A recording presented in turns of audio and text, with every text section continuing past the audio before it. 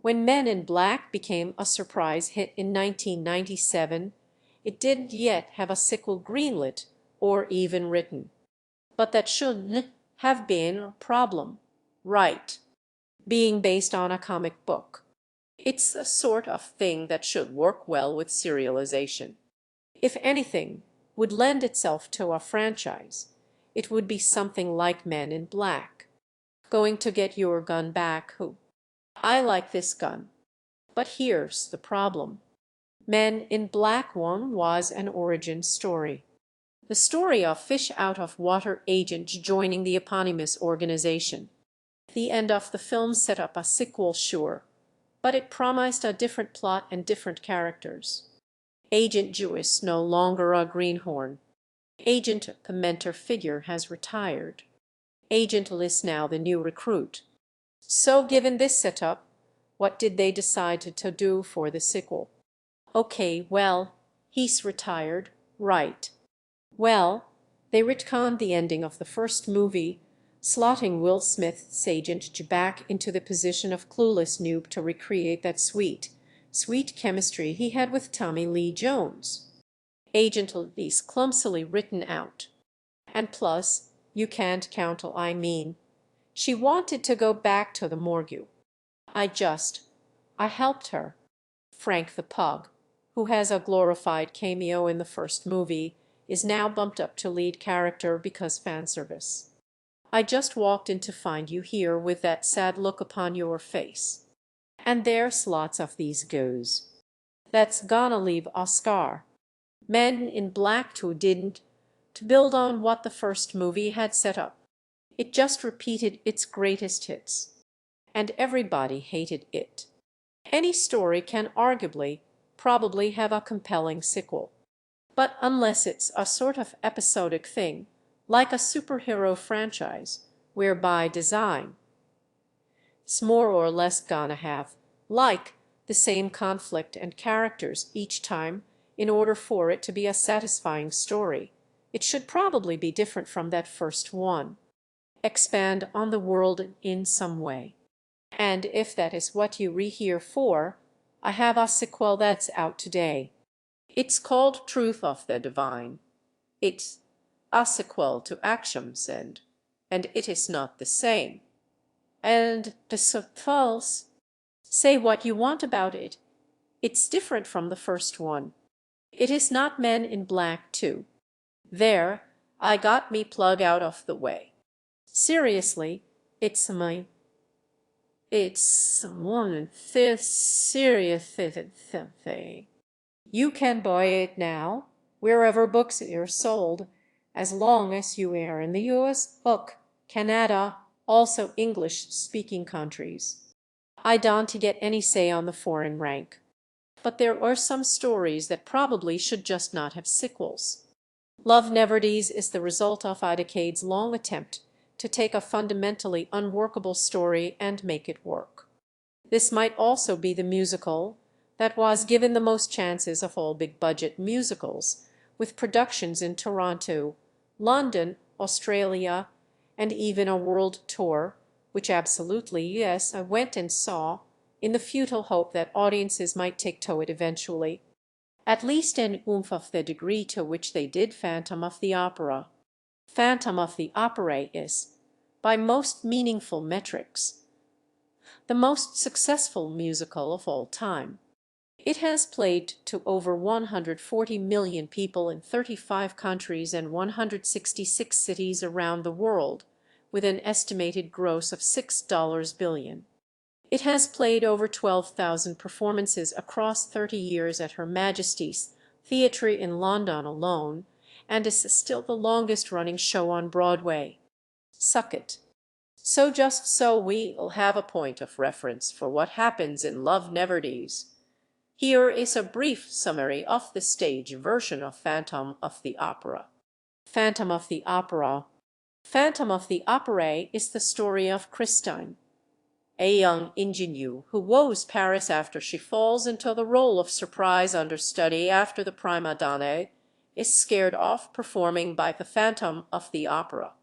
After her gangbusters performance, we learn that Christine has been getting voice lessons from a mysterious tutor, which her friend and extremely minor character Meg remarks upon.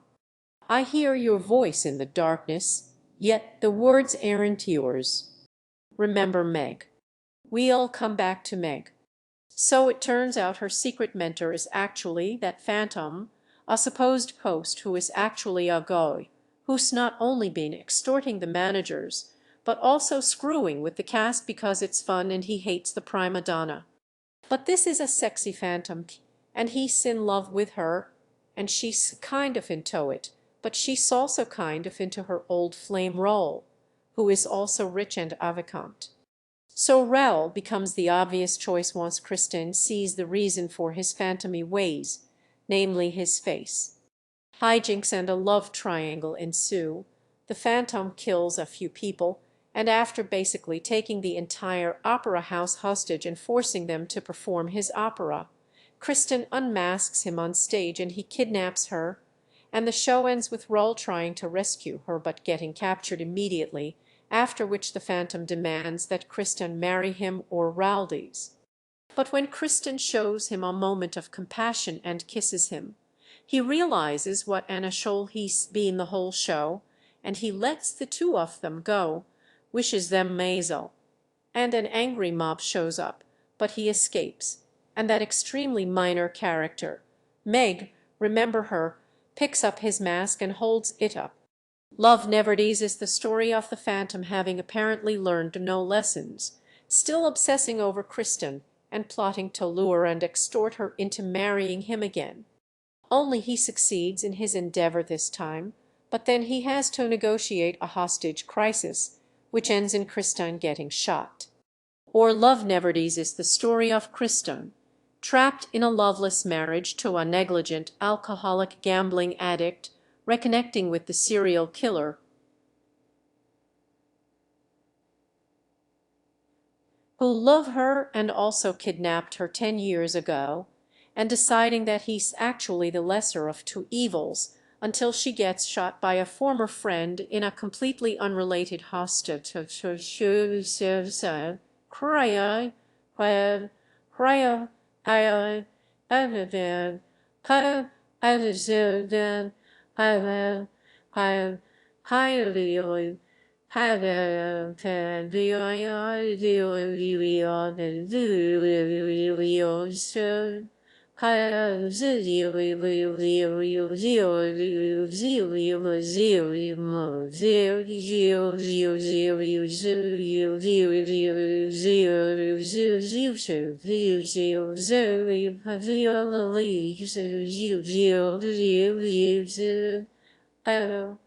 Or Love Never Dies is the story of Maggie Jury, whose mother dragged her across the ocean to Coney Island to work for the murderer who'd been extorting the Paris Opera for some reason, and who has been daying for said murderous extortionist's approval. I was suddenly aware of a presence in the air, and I knew it was him. Until one day when she realizes that he's never going to choose her over her former friend he's still obsessed with, she kidnaps said friend's child with the apparent intention of doing a murder-suicide, but ends up accidentally shooting her old friend instead. It is perfect. I wouldn't change anything. So there are some variations on this show's plot because they kept revising it, trying to make it work. But I'm just going to summarize the nightmare that is most readily available. The 2011 Melbourne production filmed for broadcast 10 years ago.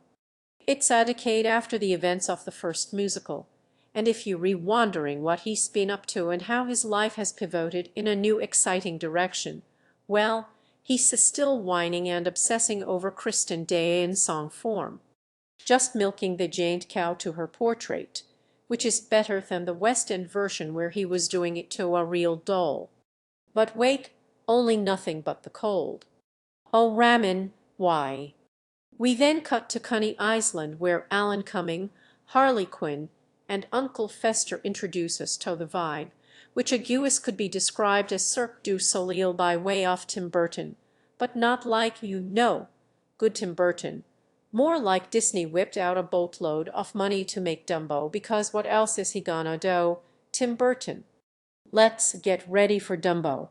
So this is the Phantom's show, fairground whatever, and he's rebranded himself as Mr. Yi. Mr. Yi welcomes you to Phantasma. And we learn that Meg Giry, remember her, the ballerina with like 10 lines from the first show, is now the star of Mr. Yi's sideshow, the wasong she performs. If it's marvel and illusion that your soul and body crave, you will be leaving here content without a doubt. Also, in universe, the Phantom writes all of the songs for everything that happens under the mystery umbrella, so the Phantom wrote to this. Such a show you've never seen, such a show there's never been, and today's not brand new. Anyway, she finishes the song, runs backstage to her mom, Madame Giry, who is also here, and is like, I hope Phantom Senpai notices me because everybody wants to fuck this a show now. And mom is like, no, Senpai, never going to notice you, sweetie. And then we get an exposition dump explaining how the Giry smuggled the Phantom out of France and went with him to New York for. And it smuggled the fan with them and knew how do you live for the you always have protection for us boys and boys and I don't know.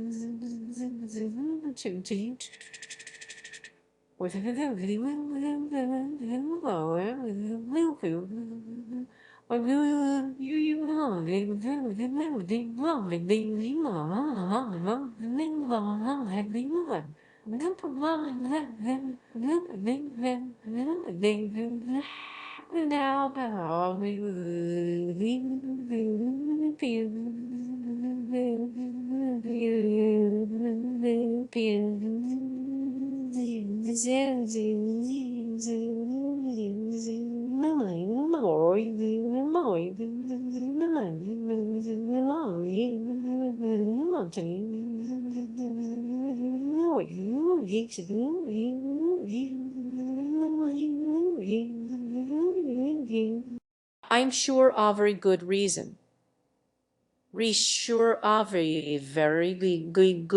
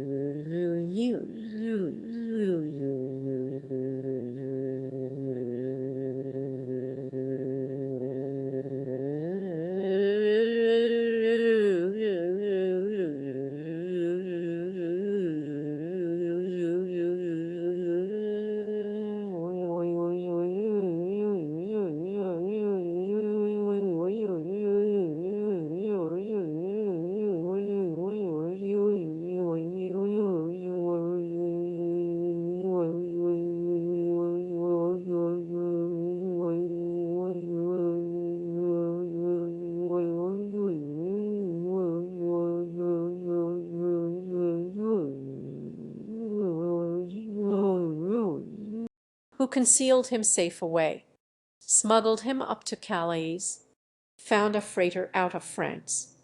We never learn it, but I am sure it makes perfect sense. Meg learns Christine is coming to New York, and the audience is also reminded that Meg and Kristen were friends at one point. Meg is nostalgic. Madame Jury is like, "Oh no, I don't like this. I don't see the problem. This is ancient history." The phantom shows up randomly in Lear's to remind the audience that there are phantoms in this phantom. We then cut to a dock in New York and Kristen Day serving real Kate Winslet in Titanic realness. We learn that she and Raoul are married and have a kid named Gustav, but the money is tight because Raoul, turns out, is a gambler and an alcoholic. "Oh yeah, and our art is paying off your gambling debts," is what they re saying in France. And he drank away all their money, just like in all the fanfics.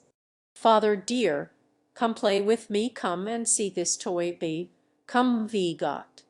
What a snub at most. I can't explain it, but it was just a weirdly popular fanfic trope back in 2002. And I guess Andrew Lloyd Webber spent some time on fanfiction net. All three didn't exist yet.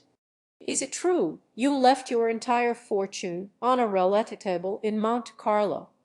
How am I supposed to feel in this moment? Ganjai, I didn't want to make it that everybody was attacking you. You insolent jackals. How dare you? I feel very attacked. Relax, relax. So Christine is here at the invitation of Oscar Hammerstein, and Raoul is a bad dad. Doesn't he love him? No, he does not. So Uncle Fester, Alan Cumming, and Harley Quinn show up in the Nightmare Mobile, and they take the fam to the hotel. While Raoul drinks some more and Kristen sings a very thinly veiled number about how she clearly made the wrong choice. Gustav goes to bed, and then who breaks down the door like the Kool-Aid man? Oh yeah. And then, then, once there was a light beneath a moonless sky. Okay, so how do I explain this? And I touched you. And I felt you. And I heard those ravishing replays. This is basically like an 8-minute dirge about how at the end of the last show, after Christine escaped with Raoul, she immediately came right back to the Phantom to confess her love. They have sex. Despite his virgin status, he hits it and quits it like 30 times in one night. Again and again and again. Stamina. Stamina. And I held you. And I touched you. And embraced you. And I felt you. And I caught you. And I kissed you. And I took you. And I begged you with a knee to urge you to 8 minutes. Again and again and again. Cosmopolitan's top 10 positions to tree beneath a moonless sky. So then after that 8 minutes, they move to the balcony and have another 5-minute ballad about nothing. And then Gustav shows up. And we get this amazing reaction shot. "Oh, Gustav, it's all right, darling." And because the Phantom is an ashole, he Michael Jacksons the kid, and then threatens to disappear the child if Kristen doesn't perform at his side show. Why does he wear a mask, mother? Is he a magician? Yes, darling. In his way. He's an ashole. And so she's like, okay. But then she reads it and she's like, oh boy, but his music is just so good. So then we get to the notes portion of the show, which is basically just a carbon copy of the same thing in the original show. In this version, Christine, Raoul, Meg, and Madame Jury reconnect. They all kind of figure out what's going on. Meg goes single, white female, learning that Christine is there toasting on the Phantom's invite. Raoul realizes that them coming to America was a ruse engineered by the Phantom. It's him. Him. That's what I said. You work for him. For you were for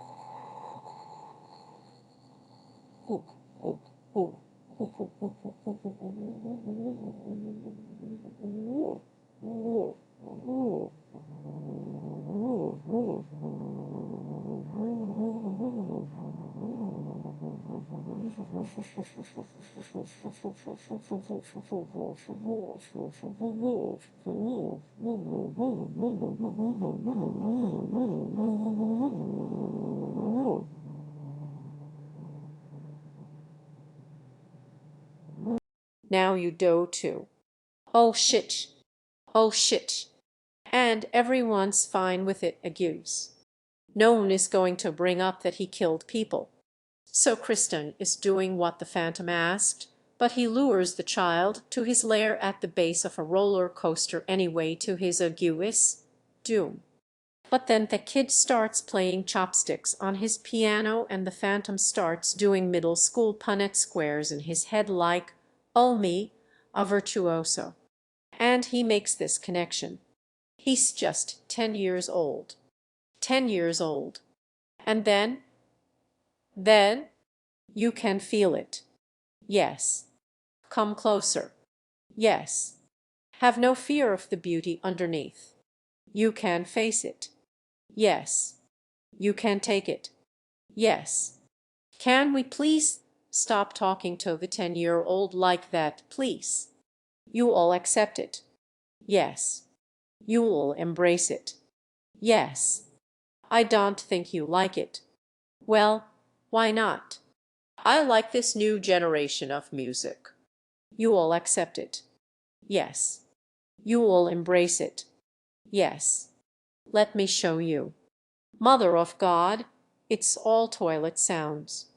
Yes. Let me show you the beauty of God. So it turns out Gustav can't take the beauty underneath. So the Phantom does the same heel face turn he does at the end of the first show and just kind of accepts it and lets him go. Only where in the first show his change of heart is precipitated by Kristen showing him compassion and making out with him. In this show, it's precipitated by nothing. The kid screams at his horrible deformity, showing that no, actually, I don't accept you no matter what. And the Phantom takes from this, oh man, I was being a huge asshole again, wasn't I? And then Christine is just suddenly there and he's like, oh, silly me being an asshole again. My bad. You guys can go. Just don't tell your kid I'm actually his dad. And she's like, no, sir, I honor me contracts. I am nothing if not a professional. And I will sing your music because she needs to beef up her LinkedIn. And so she leaves and the Phantom, again precipitated by nothing, is like, I will give everything I have to this miracle child who can play heart and soul. And then he leaves. And then the real villain shows up. And it's Madame Jury, who is angry because she seems to have expected to inherit his wealth. 10 dark years of toil and tears. And now what we've worked for will go to that child, even though they appear to be about the same age. And that's the end of Act 1. Please clap. So here is where we begin Act 2, where Love Neverdy's bucks musical theater tradition by trading off a rousing, high-energy act opener that gets you invested and gets the blood pumping with this. One more. Buddy, don't you think you had enough? All right. One more drink, sir. That's what I need. Don't you think so? So here stay drunk Raoul sitting at a bar giving a slow tempo beside of a mid-2000s Tom Waits album Energy, complete with a boozy saxophone. Beneath this mask I wear, there's nothing of me. Why does she love me? She does not. Then Meg just shows up and establishes that she likes the ocean and its inherent eroticism, and how sometimes she just has thoughts about, I don't know, walking straight into it. Sink into the sea, blue and cool and kind. Then we get to this. He's just another circus freak. I'm not afraid of him. Surprise, bitch. So this dick-waving contest happens and the Phantom and Raoul waste no time going behind Christine's back to make a bet. If she doesn't sing this song, the Phantom will then go and pay off their debts. And if she does, then she belongs to him. She walks. You leave together. Pockets full. Debts paid. She sings. You leave alone. Whatever that means. And if you thought Kristen lacked agency in the first show, well, so Raoul is an idiot and agrees, because we need to add stakes and there's like 45 minutes left in this show and still no plot. Then absolutely nothing happens between the bet and the culmination of the bet. Well, except for this. Bathing Beauty on the beach. Bathing Beauty, say hello.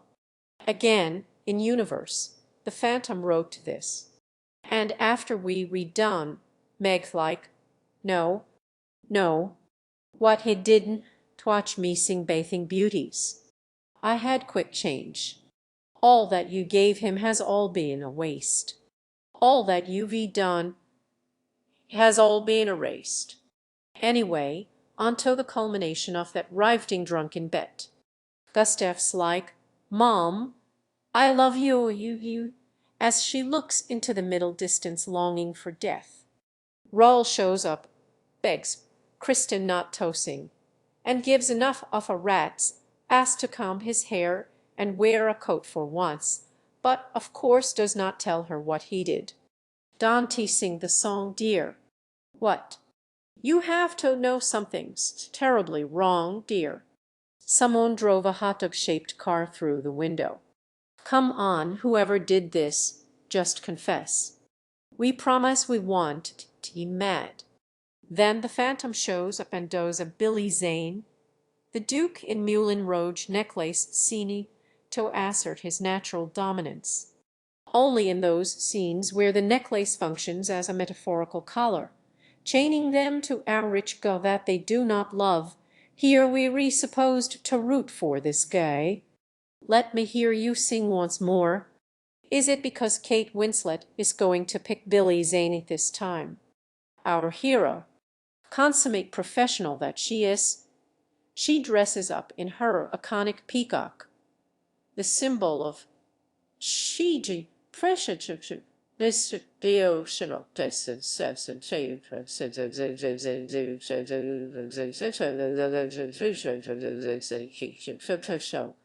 I don't know. And she sings the song. So then Raoul pieces out. And the scene that all the cat moms in the audience have been waiting for 30 years. No, wait. There's still another 15 minutes. Gustav, what is it?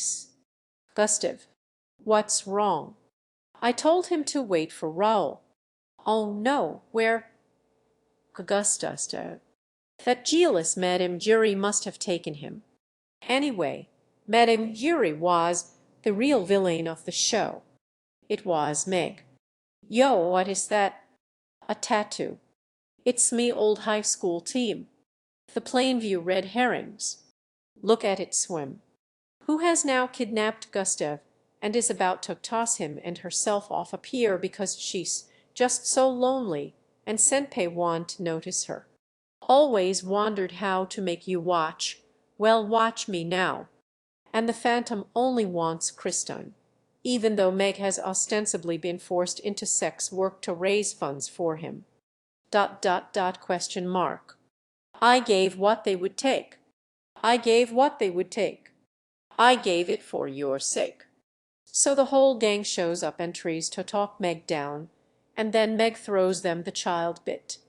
Oh shit, look out, she's got a gun. No, Meg, don't. So this show ends with the Phantom of the Opera negotiating a hostage crisis. Give me the gun, Meg.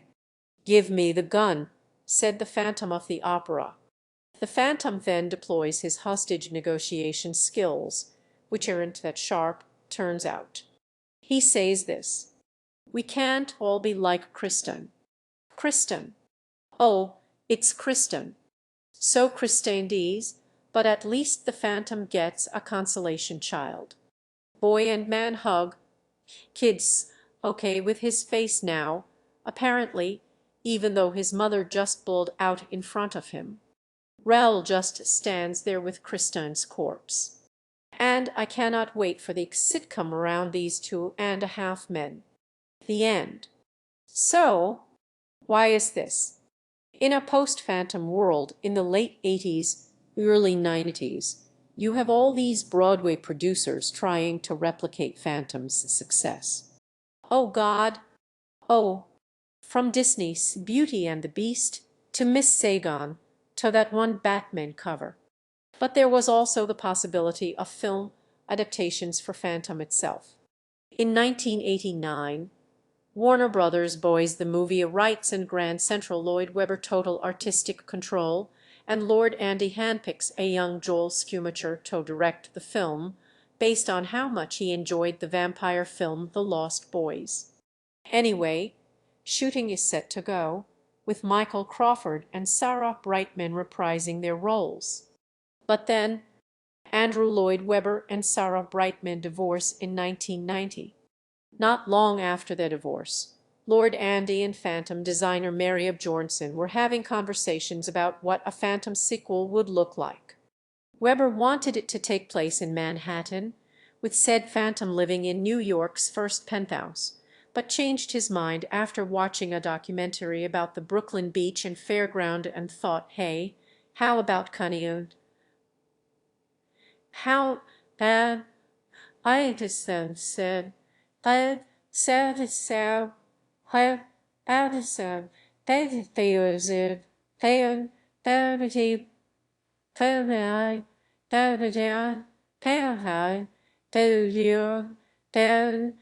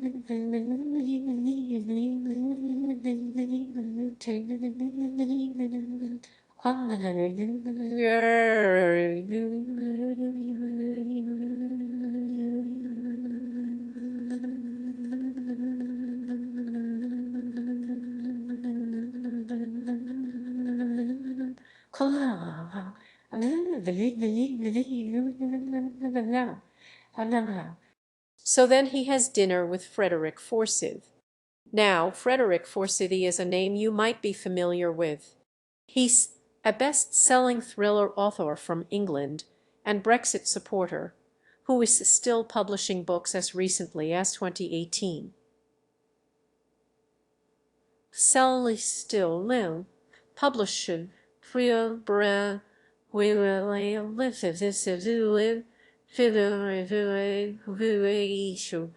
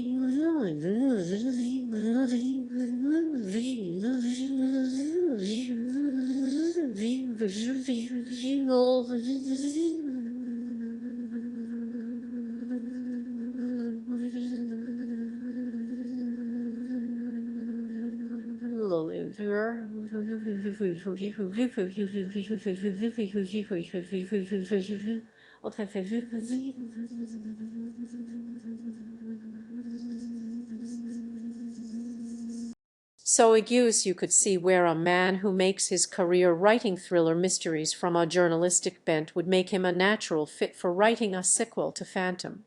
So Lord Andy goes up to Frederick Forsythe and tells him, "Okay, so I'm going to unofficially commission you to write me Phantom sequel, and I want you to include this, and this, and set it mostly at Coney Island."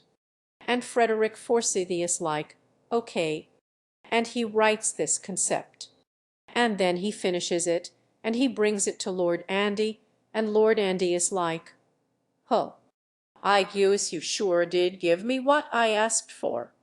Okay, so in order to understand why Love Never Dies is the way it is, I am going to need to give you a plot summary of Frederick Forsythe's The Phantom of Manhattan. So in Phantom of Manhattan, Eric is an impresario millionaire in New York City, having worked his way up from Coney Island engineer in a clone mask, building roller coasters, to owning half the city. He has accomplished this by being a super genius, and also teaming up with this random Persian sidekick named Darius, who worships Mammon, the god of gold who is real. And Mammon has granted Eric powers and good fortune to achieve millionarity. Now Eric wants to open a new opera house in New York City, but gasp, so does Esper Hammerstein. What bad timing! And he has actual historical soprano Melba as his prima donna.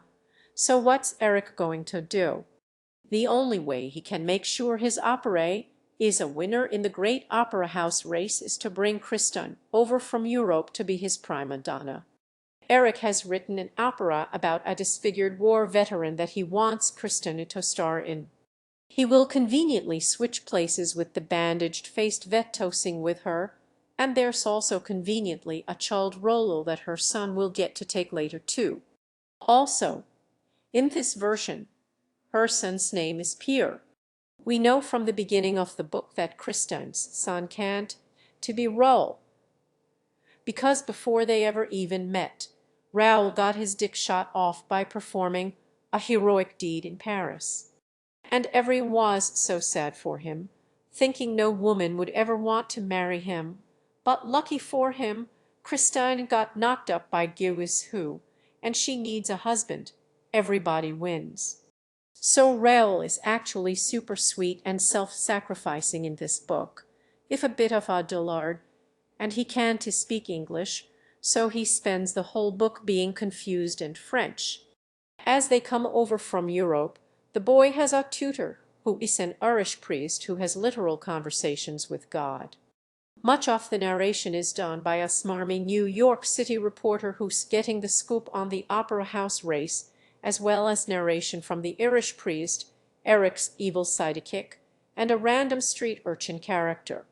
And, of course, Eric himself, who begins the book explaining why Gaston Leroux was a hack idiot and Andrew Lloyd Webber was the correct version, actually. Looking at his original text today, frankly one is in a quandary. The basic idea is there, and it is brilliant, but the way poor Gaston tells it is a mess. Much more bewildering, Leroux tells his entire story without ever giving a date when it happened.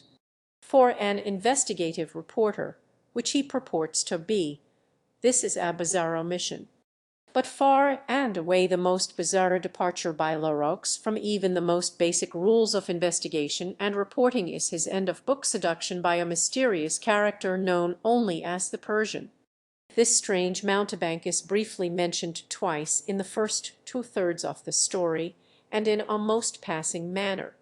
Yet after the abduction he appears also to have made an error with the position, appearance, and intelligence of Madame Giry, and they were corrected in the Lloyd Webber musical. This is the story of the Lloyd Webber musical, and it is the only one to make sense. What do you think? It stinks. When Kristen arrives, Eric sends a monkey music box, because this is a sequel to the musical, to her hotel, which she immediately recognizes and realizes what's going on. Eric invites her to a cunning Iceland maze of mirrors to tell her what's up and confesses his love. "I love you, bitch. Oh me God. I ain't gonna never stop loving you, bitch." She flees. Hijinks ensue. Eventually the opera opens, and they perform his opera, and it's so romantic. The priest and the reporter characters are trying to figure out what's going on with the evil Persian sidekick, and then after the opera, this evil Persian sidekick invites Kristen into the park so he can kill her, or maybe just lure Eric there to kill him, because he's evil like that. But his reason is because Eric has forsaken his worship of Mammal, which in Farsi actually means mother, and the sidekick must kill the non-believer or something. Anyway, Kristen dies, Eric kills his sidekick. They tell the kid Eric is his dad. Rawls are very cool about this. The Irish priest is chill. The reporter gets his scoop, and then Eric lives happily ever after with his son in, like, this deformed people's community. The end. So although Lord Andy was not interested in pursuing the sickle stage show at first, he never really lets the idea go. Rather emboldened by the 2004 movie's success. Steep as hell. Existence. What do you even call this? I don't know. In a Daily Mail interview from 2007, Webber confirmed that the stage sequel is still on his mind. "It's taken me 10 years to decide to do this, and I want to base it on the ideas I had with Freddie Forsey years ago for something called The Phantom of Manhattan that came out as a book. There are various things in the plotting that I'm not very happy with, and I think I've solved them. I hope we can sort them out, but I'm really pretty buzzed up about it." So in 2007, Lloyd Webber approaches friend, previous collaborator, and successful playwright/screenwriter Ben Elton. "We have a lot in common.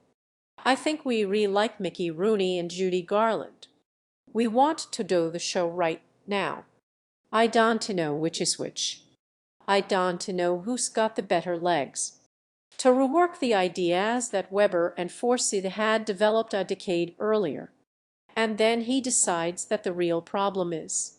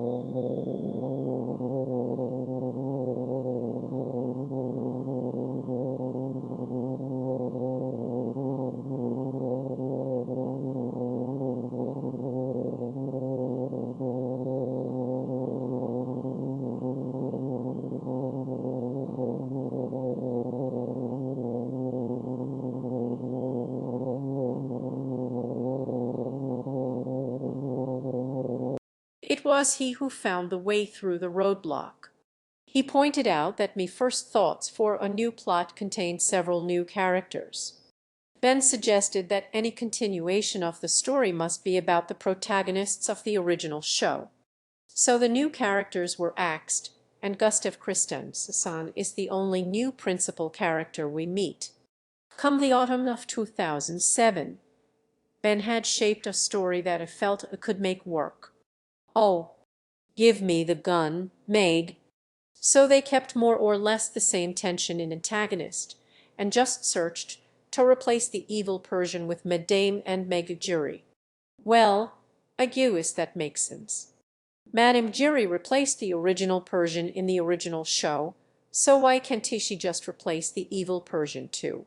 So they set it up where you think the antagonist is going to be Madame Giry, who also really has no reason at all to feel like this, and is already an incredibly weak motivation going forward.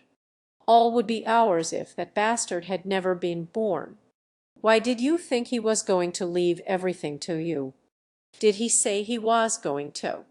Is he terminally ill? Because he appears to be about your age, Madame. So giving Madame Giry and Meg something like Darius's motivation from the original book, which was stupid but followed its own logic, makes this ending even worse. Giry still has the evil Persian's same motivation. She still wants his millionarity. But based on what? Where the hell does this come from? She never seemed motivated by money, not in the first show and not in the second either. And this is to say nothing of the logic of the Juris being here at all. Who concealed him safe away? Smuggled him up to Calais. We grafted Forsyth, sweared plot onto old characters from the first show who have no reason to be here, so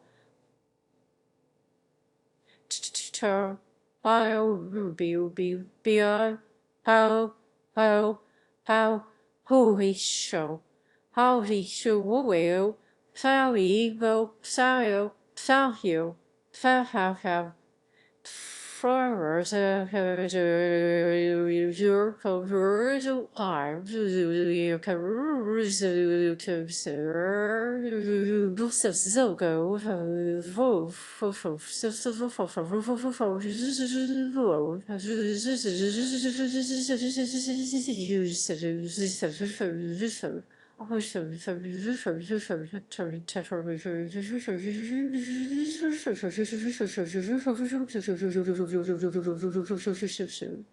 Give me the gun, Meg. So this new version drops all of the new characters that Forsyth added, like the priest, the reporter, and the evil Persian, and hews closer to characters already established in the first show, but not without keeping some key elements, like Christine's love child with the Phantom. And the whole runs a freak show despite having been held captive in a freak show, but I guess it's a humane freak show now. Hurt people, I guess. And I'd be tempted to say that at least some of this was a good artistic move moving away from that book, but the results, man.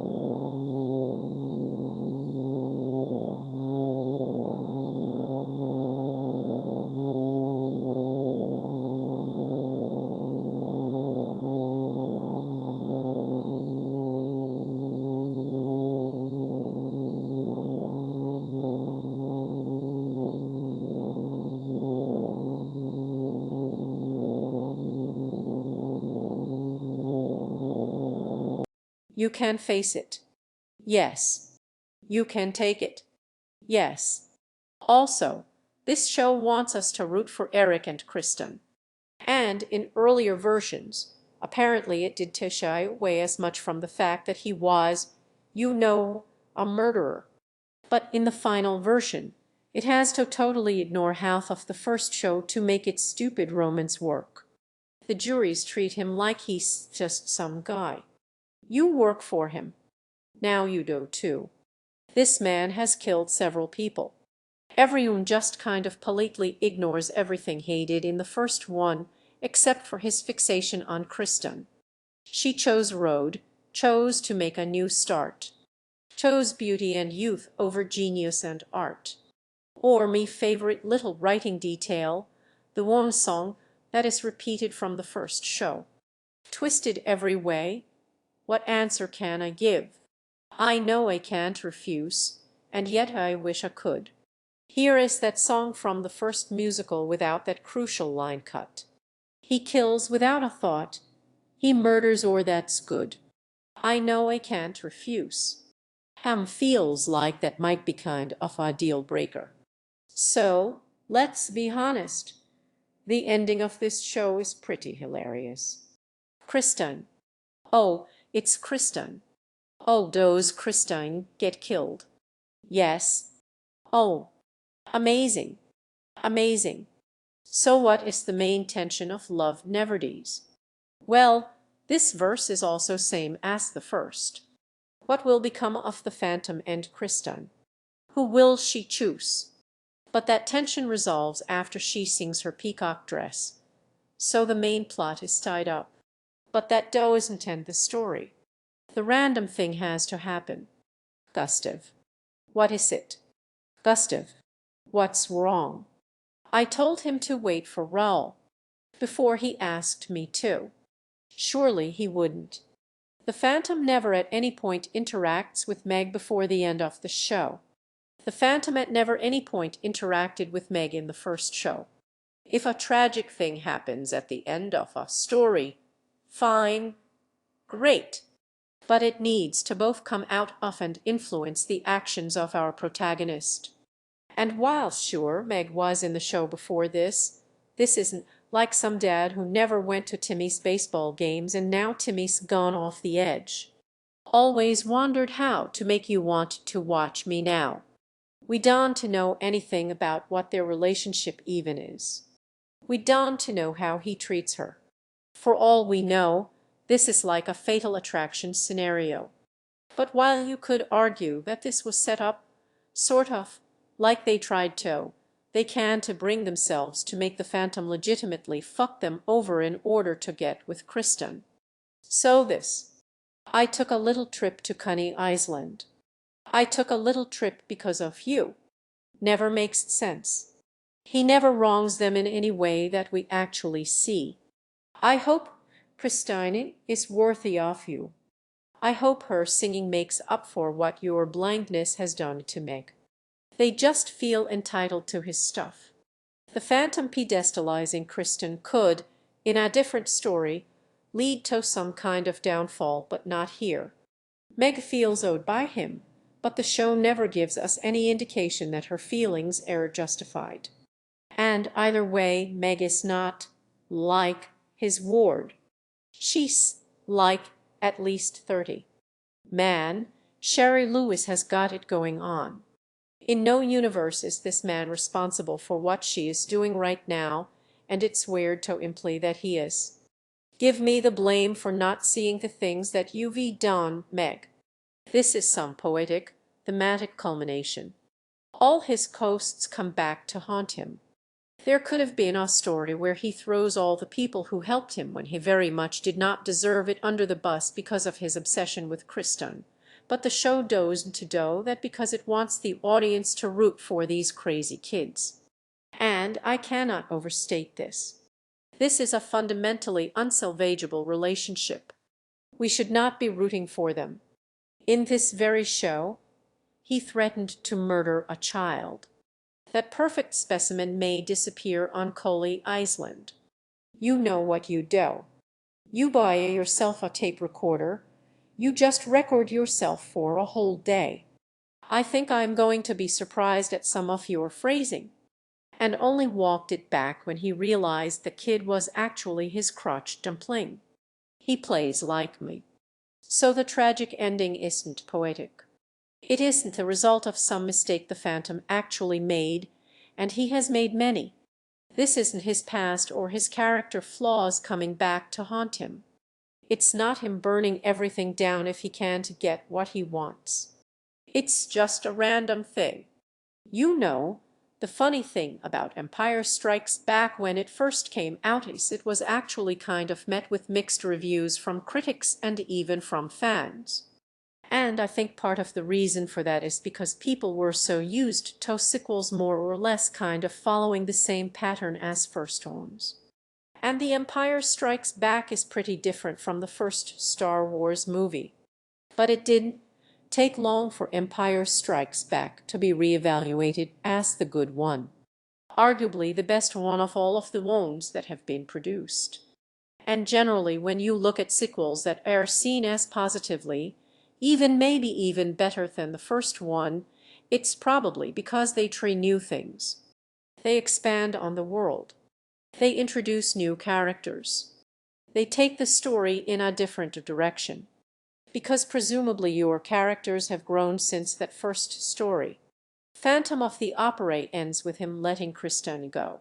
And the reason that the musical is more compelling than most other versions is because it's one of the only ones where that happens, where he voluntarily kind of sees the error of his ways and lets her go. Why undo the thing that made your first show work in the first place? So you could say that Love Never Dies is a story for the ages about the need to recapture lightning in a bottle. A story of being unable to let go of the past. But at the same time I strain to think of this as a cynical lazy cash grab in the vein of Men in Black 2. It's just so, I don't know, sincere. Andrew Lloyd Webber wanted this to work. And moreover, you can't say that there was no care or passion here. Just look at the costumes and the sets. The costumes in particular are arguably better than the ones from Phantom of the Opera. Because Phantom of the Opera 1 is so melodramatic and loud and high emotions, and because I strain to see a scenario where a Phantom of the Opera sequel that includes the Phantom and Kristen doing the same shit they did in the first one, not being a complete Trashfire. I can't imagine any sequel to that version of Phantom of the Opera being anything but just. You can't look away from it. It is just going to inevitably be captivating. It is baffling. It is bad from start to finish. But it is also eminently watchable. And for that, I can't say I hate it. I love the shit out of Love Never Dies. You might say me love for Love Never Dies Never Dies. As you know, my single is dropping. It's dropping. But of course, there are also many Phantom sequels and retellings out there. They don't necessarily have to take the form of a stage show. My favorite sequel is a fanfic that was published by some mysterious author like 10 years ago. There's books, and also there's audiobooks. Hi, did you know that this is not a conflict of interest? I was surprised too. But either way, I get to promote my new audiobook, Truth of the Divine, by way of our sponsor, Audible. A lot of people have asked, is Abigail Thorne from Philosophy Tube coming back for the sequel? The answer to that is yes. And best of all, you can get it for free if you visit audible.com or text Lindsay Ellis to 500-500 and start your 30-day free trial today. Audible members get 1 credit every month, good for any title in the entire premium selection of bestsellers, new releases, regardless of price, and you keep them forever. Want to let a friend or relative know that you rethinking about them? Share the gift of Audible with others. This is actually the copy, so they can be inspired, informed, or entertained. No, I did not write that. So visit Audible, come/Lindsay Ellis or text Lindsay Ellis to 500 to start your 30-day free trial. And you can get both Axioms and Truth of the Divine, which is out now on Audible, or hard copy wherever books are sold. Oh, she thick.